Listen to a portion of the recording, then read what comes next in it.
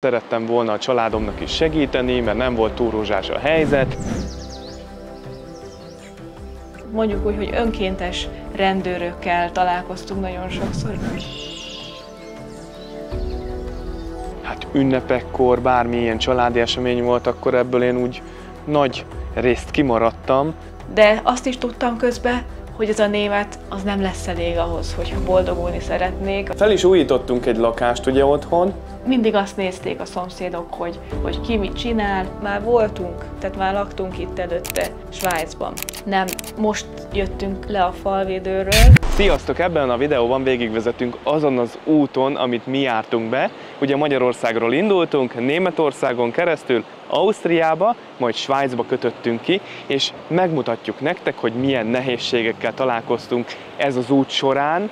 Egy kis támaszpontot szeretnénk nektek nyújtani, hogyha esetleg ti is olyan kalandvágyúak vagytok, mint mi, hogy hogyan kezdjetek ehhez az egészhez hozzá, hogyan készüljetek fel, és hogy mégis milyen hatással volt mondjuk ránk a Covid, amikor külföldön voltunk, hogyan kerültünk vissza újra Magyarországra, és miért döntöttünk úgy, hogy újra Svájcban próbálunk szerencsét. Szóval hallgassátok meg a mi történetünket. Kezdjük akkor velem. 18 évesen elvégeztem a gimnáziumot, leérettségiztem, nem vettek föl a kevés pontom miatt rögtön egyetemre, arra a szakra, amire szerettem volna menni. Történetesen járműmérnöki szakra. Hát úgy alakult az életem, hogy szerettem volna a családomnak is segíteni, mert nem volt túl rózsás a helyzet, meg nem is akartam a nyakukon lenni, kalandra vágytam, és így döntöttem úgy, hogy Németországba megyek, természetesen egy kis segítséggel, és aztán tudtam is kimenni Németországba. Ha még ez a segítség megérkezett, addig pedig ugye otthon, hát nem lógattam a lábamat, hanem a családi vállalkozásba dolgoztam, és az is tök jó volt, mert egy kicsi tudást szedtem magamba. Ugye egy építőipari vállalkozás működött otthon, és akkor az építkezésen tudtam segítkezni, és a szakemberektől különböző fortéjokat tudtam megtanulni, amit aztán, ugye láttátok a korábbi videót is, tudtam kamatoztatni, hiszen le tudtam egyedül burkolni a lakást, stb. Előléptettek, sikerült egy másik munkahelyre is elkerülnöm, onnan, ahova ugye segítséggel sikerült oda kerülnöm, aztán utána saját önerőből már tudtam szépen tovább lépkedni. Jött a hír, miután előléptettek a németországi munkahelyemen, hogy felvettek az egyetemre, és mivel akkor léptettek elő Münchenben, ezért úgy döntöttem, hogy én passzív fél évvel fogom kezdeni. 2 passzív fél évet gyorsan sikerült is bejelentkeznem rá. Nagyon élveztem amúgy a külföldi munkát, sikerült viszonylag irányban autókkal foglalkozni és autók között lenni, ugye egy autóbérlő cégnél dolgoztam. És kíváncsiak vagytok amúgy, hogy a 18-19 éves kis Tomika hogy érezte magát? Hát szar volt, nyilván ilyen fiatalon elkerülni otthonról, de szerettem volna megállni ugye az életben is a helyemet. De hát ugye egyedül voltam, senki nem volt ott, ugye hát a családdal is úgy tudtam beszélni, hogy akkor még olyan internetem volt, hogy egy ilyen USB stickes SIM-kártyás, és akkor így föl kellett naponta, hetente vagy havonta tölteni, és akkor volt egy leforgalmazható adatkeret, és akkor úgy tudtam velük beszélni, ugye volt a telefonon és internet, akkor még nem úgy voltak az internetek, mint most, hogy minden korlátlan, mert annyira sokba került, nem volt rá pénzem. Úgyhogy meg volt határozva, hogy mikor vagy hogy intézzük ezt az egészet. Ugye ez jóval korábban volt. Hát ünnepekkor, bármilyen családi esemény volt, akkor ebből én úgy nagy részt kimaradtam, mert ugye nem tudtam mindig hazamenni, most se tudunk hazamenni jelenleg. Nyilván egy ilyen külföldi élet az lemondásokkal jár. Hogy találtam lakást? Hát volt azért ott ismerős, aztán jött később ismerős, amikor már Münchenbe dolgoztam, lettek barátok, kapcsolatok, volt némete is, nagyon sok bajor barátom lett, volt magyar barátom is, ugye, mert elég sokan vannak magyarok Münchenben, meg Bajorországban, és akkor sikerült találni egy ilyen Gemeinschaftswohnungot, ahol többen voltunk együtt, volt egy saját kis szobám, és akkor volt egy közös konyha, közös fürdőszoba. Nyilván akkor azzal a fejjel, ez tök jó volt, pár száz euróért béreltem azt a kis szobát, és akkor ez nekem így rendben volt. Ugye már akkor is eléggé így fura volt, hogy mindent nekem kellett fizetni, ugye fizettem az albérletet, ugye a lakást itt a Gemeinschaftswohnungban, akkor fizettem az internetet, voltak ilyen, az üzemanyagot, voltak ilyen egy-két kiadások, de ugye mi lebegett a szemem előtt, szerettem volna egyről a kettőre lépni, nyilván nem szerettem volna mindig valakivel együtt lakni, valakivel közösködni, szóval az lebegett a szemem előtt, hogy minél több pénzt tegyek félre.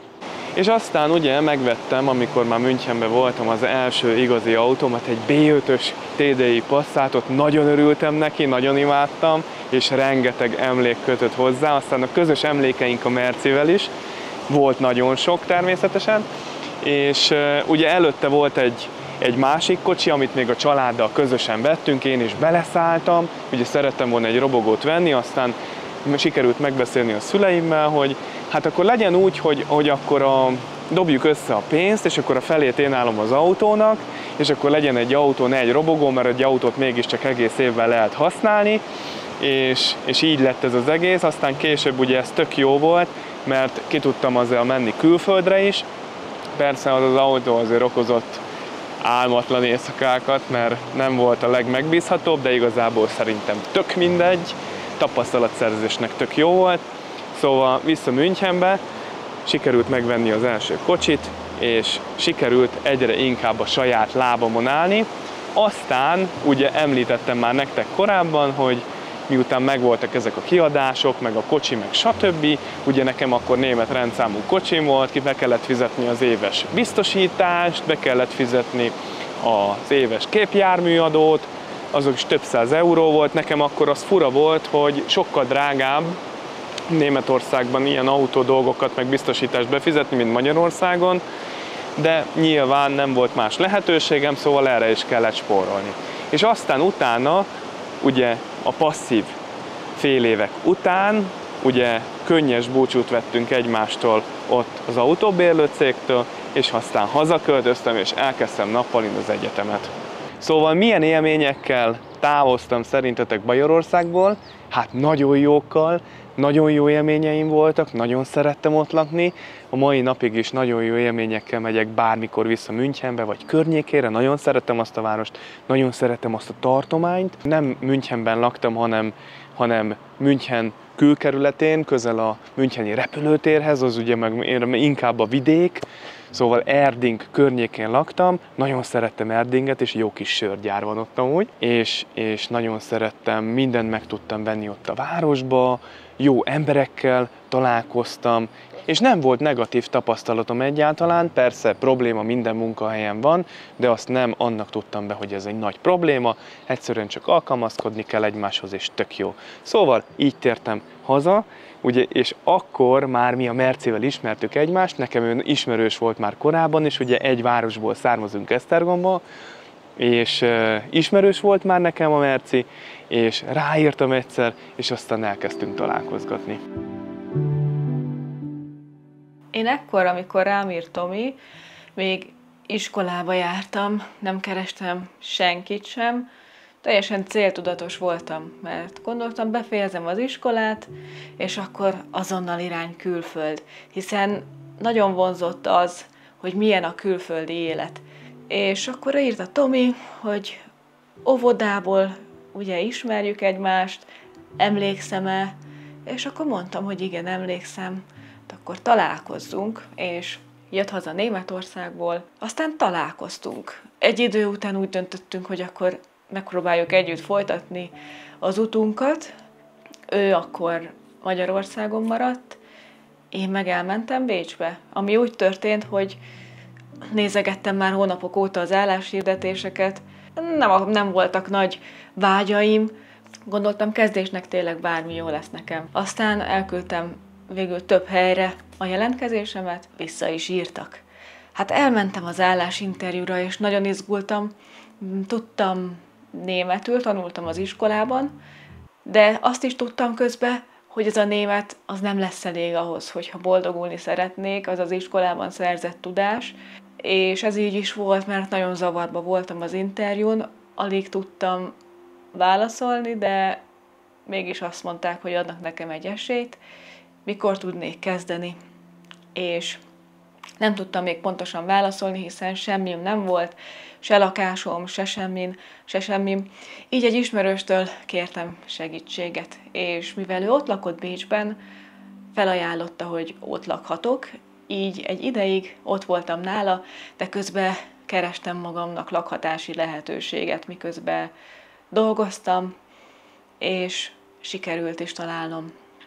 Azt hiszem, hogy 2 hónap után találtam egy szobát magamnak, úgy gondoltam, hogy ez tökéletes lesz, és egy ideig ott laktam, majd utána nagyon örültem, hiszen olyan lehetőséget találtam, és ezt ajánlom nektek is, hogyha mondjuk egy ilyen osztrák nagyvárosba mentek, és fiatalabbak vagytok, akkor úgy kezdjetek neki, hogy kerestek egy ilyen bizonyos ifjúsági szállást, ami igazából egy teljesen berendezett szoba, van hozzá fürdőszoba, WC, zuhany, kiskonyha, minden tényleg, ami kell.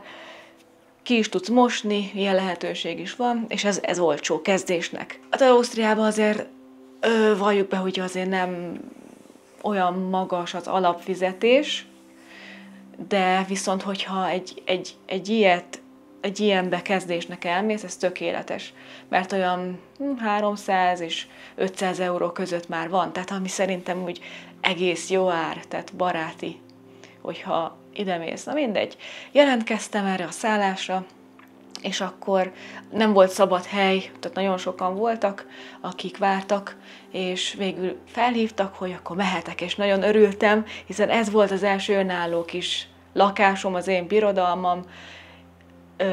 Berendezkedtem, megvettem magamnak mindent apránként, ami kell, és akkor így folytattam a kis életemet, hogy közben hazamentem Magyarországra, valamikor a Tomi jött engem meglátogatni, nagyon jó volt, én szerettem ott élni, jók voltak a kollégák, normálisak, nyilván akkor is már feltűnt, hogy mindenféle ember van, mindenféle népség, nem is a népekkel van a baj, hanem tehát magával, az emberrel, az egyénnel. Szóval egy idő után már úgy elegem lett az egészből, mert kerestem közben egy másik állást, de hát nem kaptam lehetőséget sajnos a városon belül, így úgy döntöttem, mivel én szerettem volna feljebb lépni, jelentkeztem Tirolba, egy másik helyre, és felvettek. Tehát elmentem állásinterjúra, és akkor utána felvettek. 2 hónapon belül pedig megvolt a költözés, mindent áthurcoltam, persze ez egy nehéz helyzet volt, tudtuk, hogy még messzebb kerülünk majd egymástól, de muszáj volt megtennem ezt a lépést, elmentem,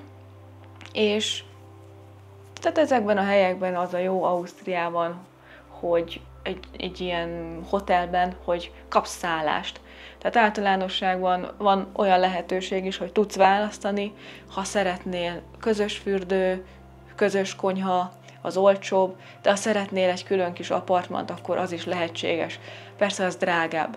400 euró körül volt akkoriban ez a kis apartman, és hát azt mondom, hogy ez nagyon jó ár ahhoz képest, hogy mostanában úgy mennyibe kerülnek, mert fölmentek az árak, de ez egy korrekt ár volt. Tehát kevesebb pénzem ment el, mint Bécsben, több pénzem megmaradt a lakásra, ugye? Plusz még többet is tudtam keresni. Sokszor mentem úgy haza, hogy miért vagyok itt, még Bécsben is, hogy én feladom, hazamegyek. Nagyon sokszor sírtam, hogy egyedül vagyok. Aztán jött egy újabb nap, és elgondolkoztam, és tudtam, hogy ennek értelme van, hogy itt vagyok, és a jövőben majd előre fog vinni. És szerintem így is lett, tehát ezt így is látom a mai napig. Nehéz időszak volt. Aztán a Tomi úgy döntött, hogy átmegy levelezőre, és keresett a környéken munkát. Szerencsére talált is, nem beszéltük meg előre, de mégis végül az jött, hogy akkor összeköltöztünk, mert nekem megengedték, hogy a Tomi ott legyen, sőt, felajánlottak egy nagyobb lakást, ahol tökéletesen jól éreztük magunkat a mi kis tiroli életünkben. És hogy mi volt a legjobb Tirolban? Hát az, hogy rengeteget tudtunk kirándulni. Itt kezdődött el igazán az, hogy akkor megyünk együtt, és felfedezzük a világot, Európát főleg. Jó volt a légkör, a természet, tehát nagyon szerettünk ott lakni, és nagyon sokszor átmentünk, mivel közel volt, nagyon sokszor átmentünk Bajorországba. Aztán egy idő után Elég nehézkes volt már a Tominak, hogy be kellett járni az iskolába néha-néha, tehát nagyon messze volt, ezért jött a lehetőség az áthelyezésről, így visszamentünk Bécsbe. A lakásnál már tudtuk, hogy akkor mi van, megyünk akkor elsőként egy ilyen ifjúsági szállásra. Már nem az volt Bécs, ami előtte, de végül is úgy voltunk vele, hogy mindegy, el vagyunk, kerestünk is lakást, több lehetőség van. Az a lényeg, hogy nagyon fontos, hogy azért, hogyha ilyen önkormányzati, vagy pedig a oldalon keresel lakást, a kauciót ki kell fizetni, és sokszor még egy ilyen ablőze díjat is kérnek, amikor le kell adnod egy bizonyos összeget, és azt nem fogod visszakapni. És van sokszor olyan, hogy 4-5 ezer eurót kell kifizetned, plusz még a kaució, ami 2-3 hónap szokott lenni. Hát az azért mondjuk úgy, hogy elég nagy összeg. Tehát azért javaslom, hogyha valaki elsőnek megy, és most gyerek nélkül beszélünk, mi nem tudunk nyilatkozni arról, hogy milyen gyerekkel, de hogyha valaki így elsőre megy, akkor próbálkozzon meg az ilyen lehetőségekkel, vagy akár ismerőstől kérjen tanácsot, mert szokott olyan lenni, hogy bérlőt keres valaki, mert esetleg egy nagyobb helyre költözik, egy nagyobb lakásba. Úgyhogy ez volt, Tomi befejezte az iskolát, és akkor kacsingattunk Svájc irányába. Tehát mindig is érdekelt minket, hogy milyen lehet ott. Hát nem tudtunk róla semmit. Azt se tudtuk, hogy melyik részen milyen nyelvet beszélnek, mennyit fizetnek, hogy lehet ott munkához, hogy lehet ott lakáshoz jutni. De hát végül elkezdtük, és akkor jelentkeztünk. Egyáltalán nem volt egyszerű, tehát hónapokig kerestük az állást, vártuk a visszajelzést, és végül valaki visszaírt. És így szerencsére mindkettőnknek, és meg tudtuk beszélni, hogy ha már elmegyünk, akkor egy napon legyenek az interjúk. Mindkettőnknek visszaírtak 2 helyről, és egy napra tettük mind a 2 interjút. Egyiket délelőttre, másikat meg délutánra, és akkor neki indultunk Zürichnek. Természetesen a Tomi nem kapott a szakmájában állást, így a vendéglátásba próbáltunk mindketten elhelyezkedni. Úgy éreztük, hogy jól sikerült, és ez így is volt. Mindent akkor elmondtak, tehát ott is lehetőség volt arra, hogy egy ilyen személyzeti szállásra költözzél. Mondták, hogy működik a B bevilligunk, az ilyen munkavállalói engedély, hogy hány évre kapjuk meg, 5. Aztán visszajeleztek, mindkettőnket felvettek, így végül ott hagytuk az egész hóbelevancot, és elmentünk Zürichbe. Hát azt kell tudni, hogy Zürich egyáltalán nem olcsó város, sőt, borzasztó drága. Egy ilyen kis lyukért, konkrétan egy lyuk volt, 1900 frankot fizettünk kettőnkre, plusz a parkolás az 300 frank volt, még pluszba, ugye, hogy az autót le tud tenni valahová, mert az se olyan egyszerű. Aztán vannak a szemétszállítási díj, általánosságban ilyen kis zacskókat kell venni. Tehát elég sok volt a kiadás. Svájcban semmit nem tudtok elintézni, tényleg semmit nem tudtok elintézni úgy, hogyha nincs munkavállalói engedélyetek. Az mindenképpen kell, hogyha bankszámlát szeretnétek nyitni, hogyha előfizetés és telefont szeretnétek, vagy mit tudom én, internetet, tehát tényleg mindenhez, amit el tudtok képzelni, autóvásárlás, lakás, hogyha ki szeretnétek venni. Tehát mindig első az a munkahely, hogy megtaláljátok, és csak utána jöhet a többi. Ez nagyon fontos. Ott voltunk Zürichbe, ott azért nem olyan volt a közeg, az azért nem volt olyan nyugodt, nem voltak nyugodtak az emberek.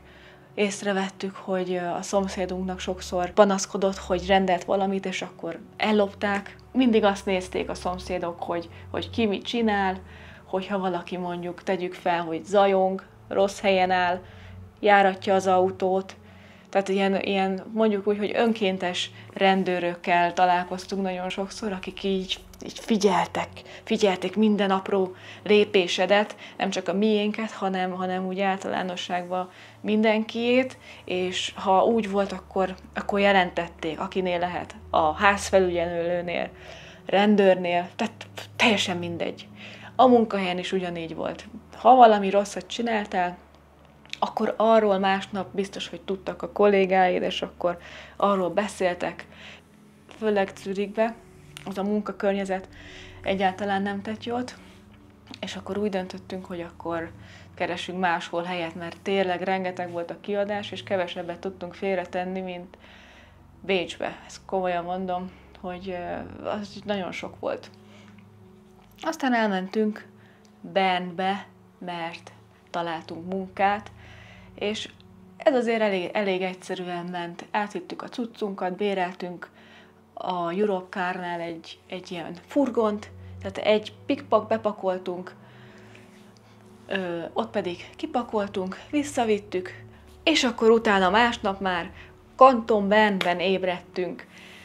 Úgy éreztük, hogy hú de jó itt, milyen jó a levegő, a hegyek, van forrásvíz, normálisak, és ugye ott más dialektussal beszéltek megint. Azt mondanám, hogy ilyen német-francia keverék, tehát sokszor azért nehéz volt megérteni, de hát így az egy idő után belejön az ember, és igyekeztünk felzárkózni. Szóval itt voltunk, és akkor itt is sokat mentünk kirándulni, hogy megismerjük a környéket. Sok mindent megtanultunk Svájcról, hogy pontosan mi hogy működik, hogy vannak itt a dolgok, és tetszett ott, azt kell, hogy mondjam. Tehát a munkahelyen ott nem volt mindig minden rózsás, de hát melyik munkahely az, ahol mindig minden tökéletes. Már voltunk, tehát már laktunk itt előtte Svájcban. Nem most jöttünk le a falvédőről, úgymond, hogy frissek vagyunk, hanem mi már tudtuk, hogy sok a kiadás, sokat lehet keresni, de egyben ugye meg kell válogatni minden dolgot, hogy van, mint van, stb. Aztán eljött a pillanat, amire mindketten nagyon vártunk, hogy végre hosszú tervezések után elmenjünk Amerikába, és 1 hónapot ott töltöttünk. Nagyon jó volt. Tehát rengeteg helyen voltunk, és ekkor kezdtünk el videózni, az 5 évvel ezelőtt volt, és jött a korona. Tudjátok, ez vicces is, mert a legjobb egy utazós csatornát korona időszakba indítani. Úgyhogy feltöltöttük a mi kis videóinkat, igazából amit magunknak készítettünk elsősorban, miután hazaértünk. Fokozatosan jöttek a hírek, lezárások, közben töltöttek fel a videók. Hát haza kellett mennünk, mert úgy közölték velünk, hogy bezárták a hotelt. Úgyhogy otthon találtunk munkát, és otthon voltunk, be voltunk zárva, mint mindenki más. Próbáltunk azért videókat készíteni, de mivel nem lehetett utazni, így elég nehéz volt. Országon belül voltunk, az meg akkor nem érdekelt ennyi embert, mi meg nem akartunk más videót készíteni, csak is utazással kapcsolatosat.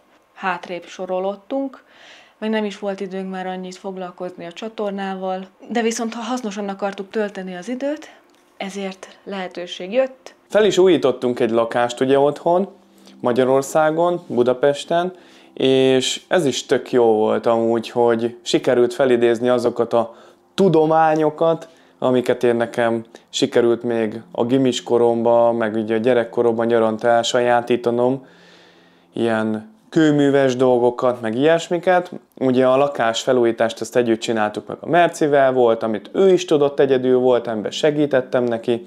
Ugye leburkoltuk meg minden, erről is láthattok amúgy egy videót is. 2 dolgot nem csináltunk meg, a villanyszerelést, meg a vízszerelést.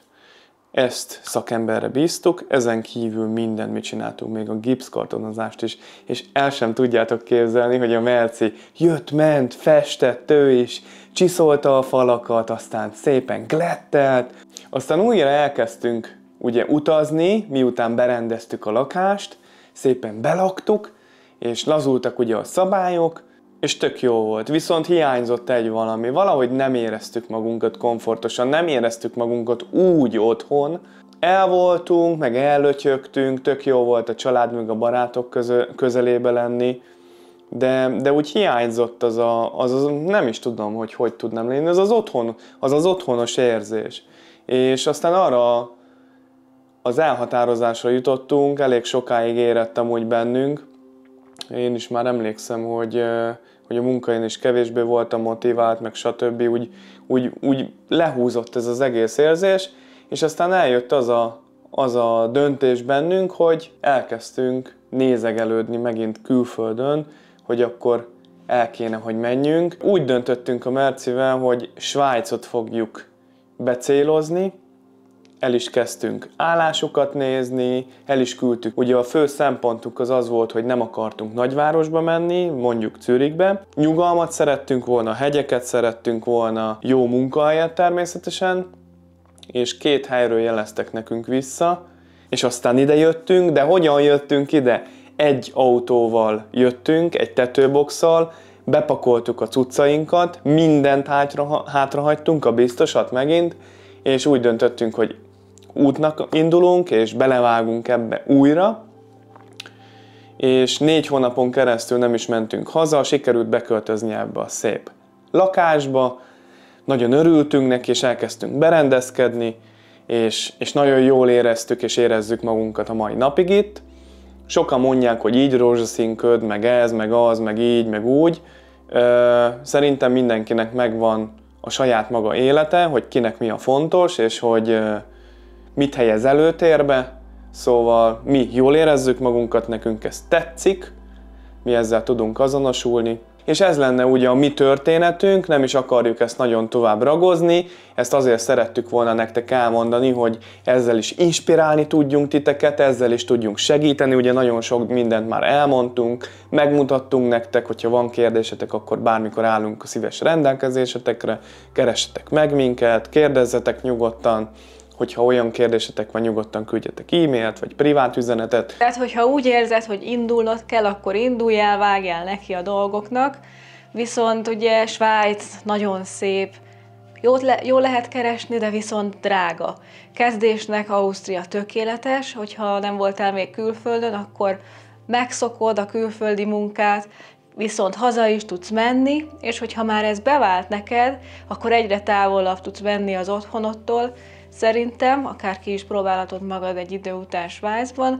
Németország meg hát mára már megváltozott, nem azt mondjuk, hogy nem jó, mert jól lehet ott is keresni, főleg ugye vidéken van a legjobban az ember, de igen, te tudod a legjobban ezt a dolgot. Szerintem München az egyik legélhetőbb város Németországban, illetve Bajorországban is.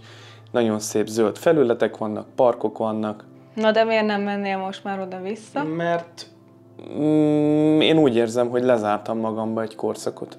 Igen, és akkor most 2 részre bontjuk az egészet, hogy az, aki egyedül akar neki indulni, vagy pedig párban, és arra a részre, aki gyerekkel van, és arról saját tapasztalatok alapján nem tudunk nyilatkozni, de viszont utána jártunk, és utána kérdeztünk a dolgoknak, hogy ezeket el tudjuk mondani nektek, és nem olyan szörnyű, mint amennyire ti azt gondoljátok. Szóval, hogyha egyedül van az ember, vagy ketten, akkor a legkönnyebb dolga van a világon, hogyha külföldnek indul neki, mert nincs más, csak fel kell csapni a laptopot, vagy akármit, ugye beírod, hogy milyen állást keresel, de a legjobb, hogyha mondjuk először egy hotelben keresel állást, vagy egy étteremben, felszolgálóként, vagy a konyhán, mert ott kapsz szállást, és hát a legkönnyebb dolog így, ezért egy más országban igen, szerintem elkezdeni a dolgokat. És van olyan lehetőség, hogyha tudják, hogy messze vagy, de szükség van emberre, hogy online interjúztatnak, vagy pedig ugye el kell menned, hogy személyesen is megismert a dolgokat. És hogyha azt mondják, hogy rendben, akkor jöhetsz, akkor megkapod általánosságban ezt a B munkavállalási engedélyt, és azzal ott lehet egy adott helyen 5 évig, tehát 5 éven az országban tartózkodhatsz 5 évig, és hivatalosan vállalhatsz munkát. Ez olyan, mint mondjuk Amerikában a zöld kártya. Már ott vagy az országban, onnan már sokkal könnyebb akár egy jobb állást találnod. Gyűjtöd közben a pénzedet, nézed az albérleteket, az állásokat, és akkor így haladsz, ugye lépcsőzetesen. És hát hogy tudsz a legjobban spórolni, hogyha mondjuk fiatal, vagy középkorú vagy, hát hogy a biztosításnak mondjuk a legalapabb szolgáltatás meg dolgokat választott ki magadnak, aztán elmész kirándulni Németországba, Olaszországba, akkor bevásárolsz magadnak több dolgot. És akkor itt most nem azokról a termékekről beszélünk, amit sokan félreértettek, hogy mondjuk hús, vagy alkohol, vagy ilyenek, hanem amit szabadon behozhatsz. Az ilyen tartós élelmiszerekre gondoltunk. Azokat nyugodtan tudod raktározni. Mi például így szoktunk sokat spórolni, hogy mondjuk otthonról is hozunk, és csak a kirándulunk, akkor szoktunk bevásárolni. Tehát azért külön nem megyünk el egy másik országba, hogy bevásároljunk, vagy éppen átmenjünk tankolni ilyen napi programként, ilyet nem szoktunk csinálni. Ugye sokan kérdeztétek, hogy mondjuk itt az albérletek tényleg olyanok, hogy amúgy a plafonból csak a kábel lóg ki, és hogyha egy bútorozatlan lakást bérelsz ki, igen, olyan. Viszont van egy olyan oldal, hogy tutti.ch, és ott lehet kéz alól nagyon olcsón akár bútorokat megvenni, vagy éppen ami neked a lakásba szükséged van, ezen is nagyon sokat lehet spórolni, nem kell rögtön új nemből újat venni. Szerintem ez az egyik legjobb spórolási lehetőség. Kell jelentened a kantonális hivatalnál, hogy te neked itt van a magyar rendszámú autót, kapsz fél éves türelmi időt, aztán utána még egy fél évvel meg tudod hosszabbítani, hogy ne kelljen rögtön ugye neked olyan költségekbe beleverned magadat, hogy autót kell vegyél, de van rá lehetőséged, hogy itt honosítsd a magyar rendszámú autódat Svájcira. Nyilván ennek is van egy költségvonzata, de hogyha például nem akarsz beleinvestálni egy másik autóba, akkor lehet, hogy ez a legegyszerűbb és legjobb, hogyha egy megbízható és rendszeresen karbantartott autód van, ami az itteni műszaki vizsgán is, illetve a honosítási vizsgán át fog menni. És akkor most jönnek a gyerekesek, hát ők nehezebb helyzetben vannak, igen. És igen, mi is abban leszünk, hogyha lesz, de ez nem lehetetlen, tehát mindenre van megoldás. És ide föl van írva minden, ugye, amit megkérdeztünk, meg itt is, hogy nem csak itt saját külföldből mondjuk, hanem tényleg olyanoktól, akik ebbe benne vannak, és van tapasztalatuk. És az a lényege az egésznek, hogy ők azt javasolják svájciként, hogy ha a gyerek mondjuk 1-től 4 éves, akkor inkább ne jöjjön egy külföldi, hiszen a bölcsöde az pénzbe kerül. Az körülbelül olyan 110 és 130 frank között van naponta, hogyha beszeretnéd tenni a gyereket.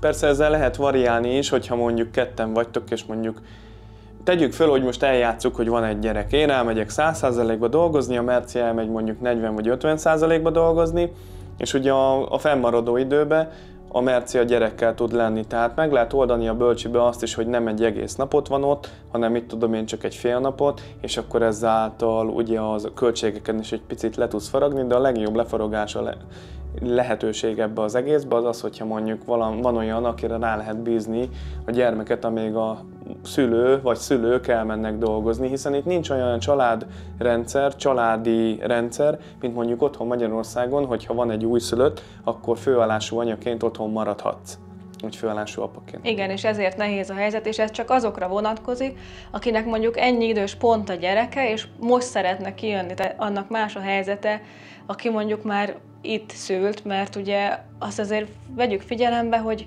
ha beadod a gyereket a bölcsödébe, az olyan 2500-3000 frank is lehet. Tehát, hogyha mondjuk visszamegy valaki dolgozni, vagy visszamentek mind a ketten, ezt bele kell kalkulálni. Ugye akkor mindkettőnek egy főállása kell, hogy legyen, hogy ki tudja fizetni a lakbért, a bölcsödét, a bevásárlást, meg a különböző kiadásokat, szóval ezért nehéz a helyzet. Aztán amikor 4 éves lesz a gyerek, akkor meg ugye megnyílik a lehetősége az ingyenes óvodának, lehet nyilván az étkezését a gyermeknek fizetni kell. Igen, na de ugye ezt is hogy kezdje el valaki, hogyha mondjuk az anyuka otthon marad Magyarországon a gyerekkel, az apuka meg kimegy, mert talált egy jó állást, és akkor így megteremti a dolgokat, mondjuk vagy gyűjti a pénzt, elsősorban talál egy szép lakást a családnak, utána néz az óvodának, hogy hova tudnának esetleg menni, és akkor jelentkeznek, és akkor utána pedig egy idő után elhurcol az egész família. Később, mivel félnapos általában az óvoda, részmunkaidőt tud vállalni, egy délelőtt folyamán az anyuka is tud dolgozni, és akkor utána el tudja hozni a gyereket az óvodából. És ez egészen 15 éves korig van ingyenes, és van olyanra is lehetőség, hogy a kantona válogatja, de általában egyszer szoktak adni támogatást a kantonok, tehát egyszer kifizetnek mondjuk 1000 vagy 2000 frankot, ruháztatás, meg ilyen iskolába való felszerelések, vagy óvodába épp. Jó, viszont annyi helyesbítés még ehhez hozzátennék, amit a Merci most mondott, hogy 15 éves korig nem az óvoda van, hanem az általános iskola is oda tartozik. Igen, de én úgy értettem, hogy addig ingyen van, addig le van véve a gond a szülőnek a válláról, mert nem kell fizetni. És akkor itt vannak... Óvoda, aztán az 1. és a 6. osztályig ugye az egy ilyen alapképzés az óvodától a 6. osztályig, aztán van a felső tagozat a 7-től a 9. osztályig, és akkor a felső tagozatban lehet már ugye kiválasztani, hogy te milyen irányba szeretnél menni. Lehet a reál, vagy pedig a úgynevezett SEK, vagy SZEK. A reál az az alapiskola, hogyha mondjuk nincsenek olyan jó jegyeid, akkor alapból oda kerülsz, de viszont, hogyha jó tanuló vagy, akkor ebbe a SZEK-be, és utána pedig átmehetsz a gimnáziumba. Viszont tehetsz egy ilyen különbözeti vizsgát a reáliskolába is, hogy átmehess a SZEK-be tovább tanulni. És ezután jön a képesítés, vagy pedig aki a SZEK-be ment, az tovább mehet gimnáziumba. És itt úgy működik az osztályzás, hogy a 6-os a legjobb jegy itt. Ugye Németországban az 1-es, otthon az 5-ös, itt pedig a 6-os a legjobb jegy.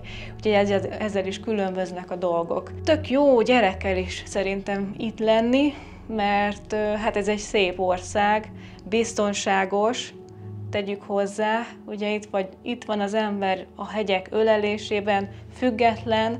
Legtöbbször független az ország. És itt a gyerekedet el tudod, főleg ha nem nagyvárosban élsz, akkor el tudod engedni akár általános iskolában már 1. osztálytól, mert itt a gyerekeket megtanítják még a zebrán való átkelésre is, illetve megtanítják tényleg, hogy közlekedjen, körül kell nézzen, stb. Szóval egy ilyen kis visszaverő kis ilyen háromszöget szoktak a kisgyerekek felvenni amúgy így magukra, ide a nyakuk köré, és akkor úgy mennek szépen. Rollerral például nagyon szeretnek járni. Nekem a magyar gyerekkorom, a magyar óvoda, a magyar általános iskola jutott itt az itteni vidéki svájci életről, meg erről az óvodásokról, iskolásokról az eszembe.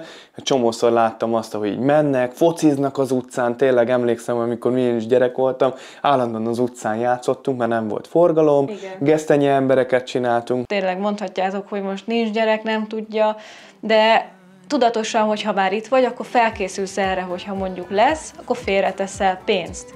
És mi is tudatosan készülünk az ilyesmire, hogy félretesszük erre is többek között ugye a pénzt, meg már gondolkozunk előre, hogy akkor mondjuk majd mi lesz egyszer, valamikor, hogyha majd úgy lesz. Úgyhogy ennyi igazából. Reméljük, hogy tudtunk segíteni. Discordon keressetek, írjatok kommentet, akár itt is válaszolunk, hogyha kérdésetek van, hogyha nem olyan személyes, és találkozunk a legközelebbi részben. Sziasztok! Köszönjük, hogy itt voltatok, sziasztok, ciao ciao.